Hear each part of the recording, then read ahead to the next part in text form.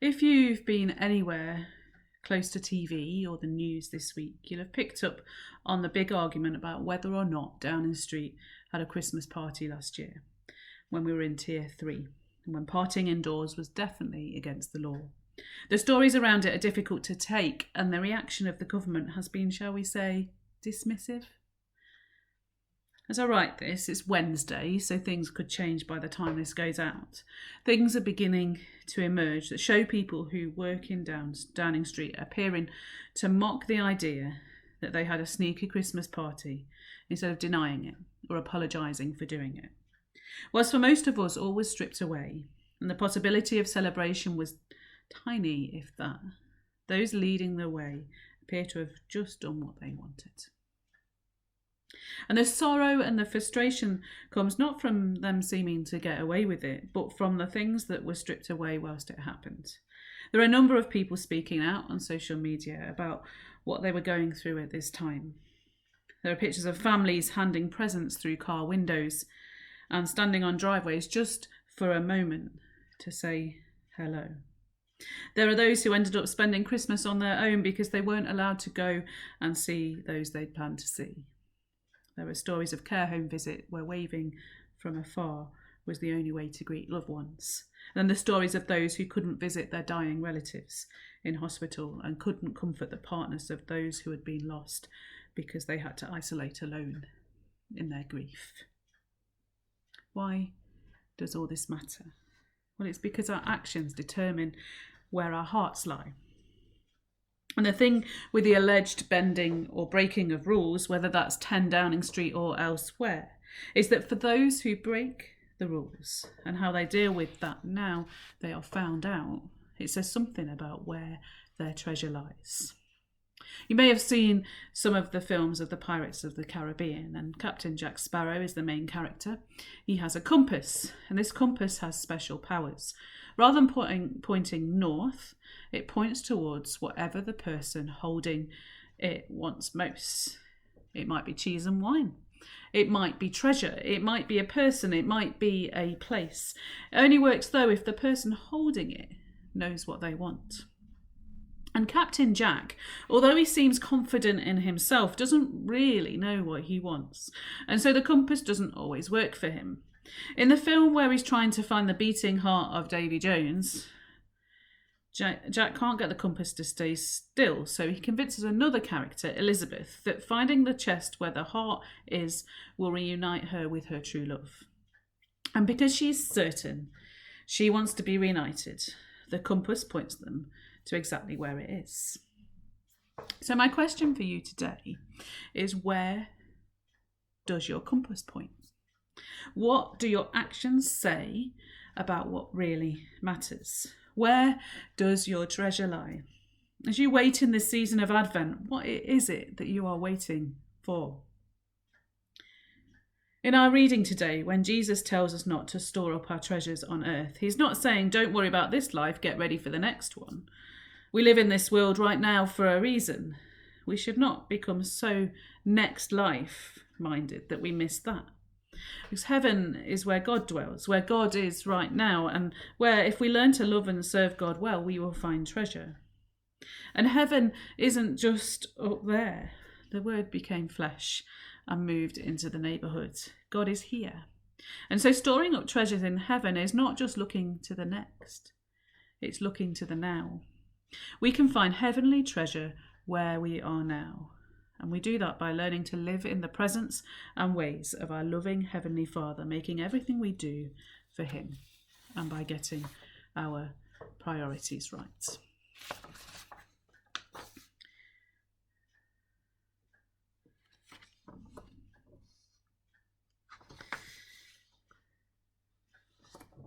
If we are to find heavenly treasure, then we need to be careful what we look at.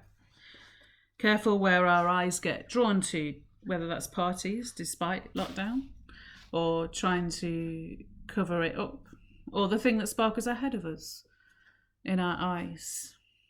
Are you in control of your desires, or are you like Jack Sparrow and not really sure of what you want?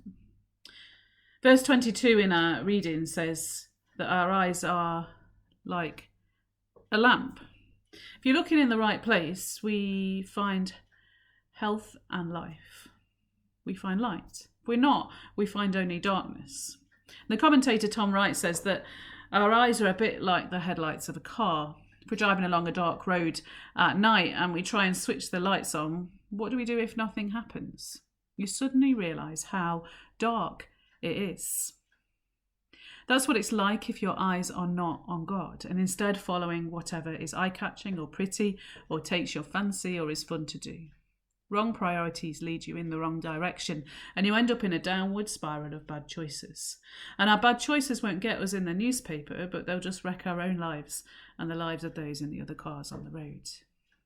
So how do we get it right, though, this Advent? Well, our Advent conspiracy theme is all about spending less. But I'd quite like to expand that a bit and say really it's about getting our priorities right in every area of our lives. John 1 tells us that the light shines in the darkness. But if we turn away from the light, then we miss where he is shining, where it is shining. Our first priority, as we talked about 2 weeks ago, is to look to God, to put him first. Christmas can be a season of excess. You eat, you drink, you be merry, you be busy. Some of us don't stop. But the call of this passage from the Sermon on the Mount is just think about whether that's the way we want to try and direct our eyes. It's a chance to consider our values, to be honest about what we can actually manage, and to approach life with the compass of our eyes firmly fixed on Jesus. As we talked about last week, 2 weeks ago, to approach God, worship him fully, first sets us up for everything else. So how do we apply all of this as we build up to Christmas? Well, we start by considering those values, thinking about how we spend our resources, how we approach our relationships, how we balance our own needs with the needs of the community.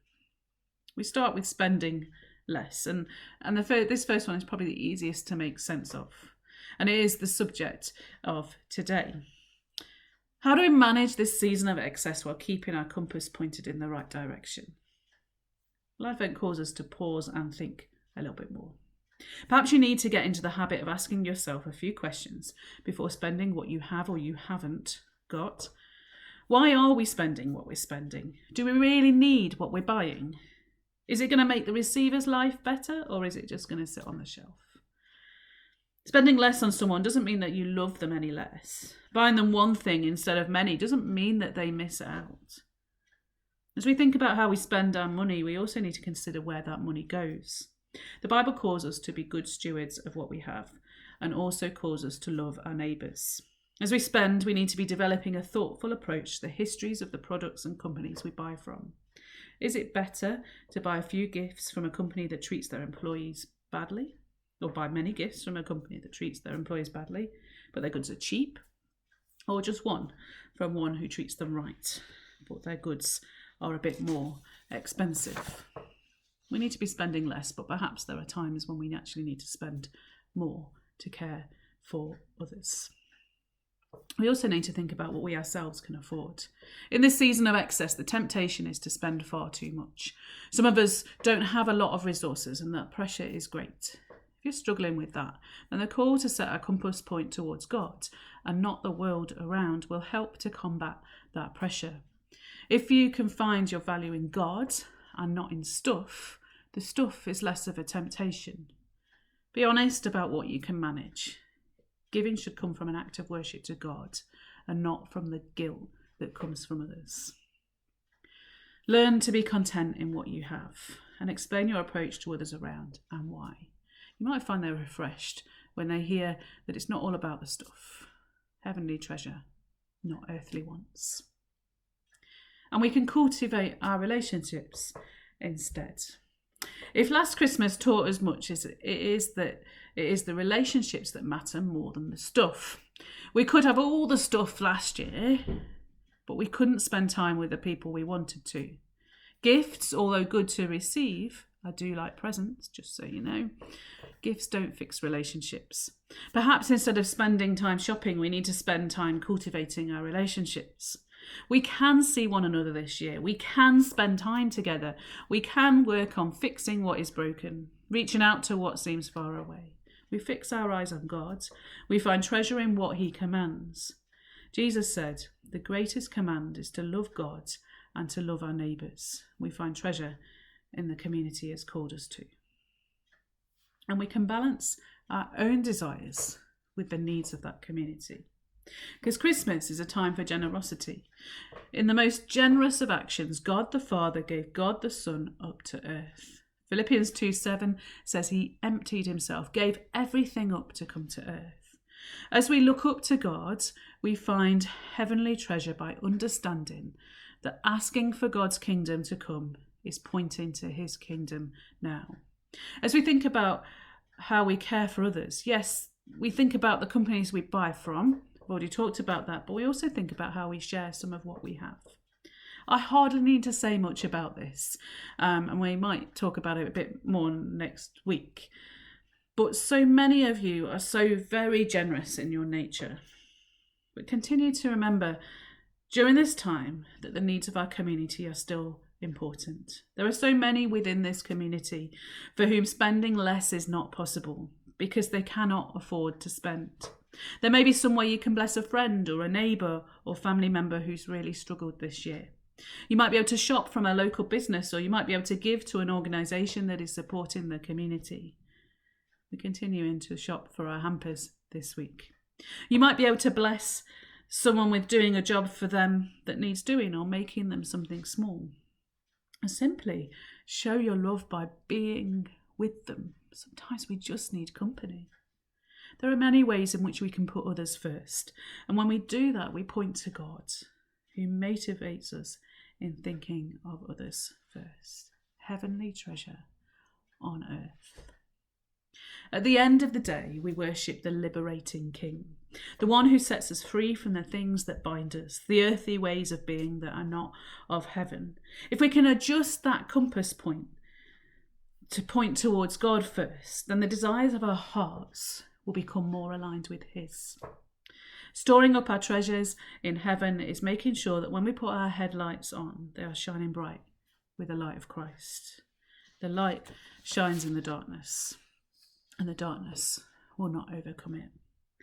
You may have seen or read the story of the Grinch who stole Christmas. The Grinch lives a solitary existence. He's grouchy, he's grumpy, he tries to steal Christmas by stealing all of the Christmas decorations and gifts from the homes of the nearby town.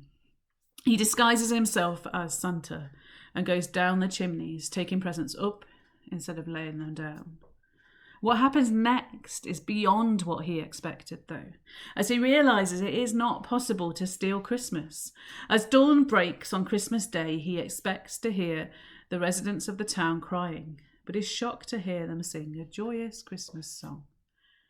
He's puzzled until he realises that perhaps Christmas is more than just presents and feasting, and his heart grows 3 times bigger.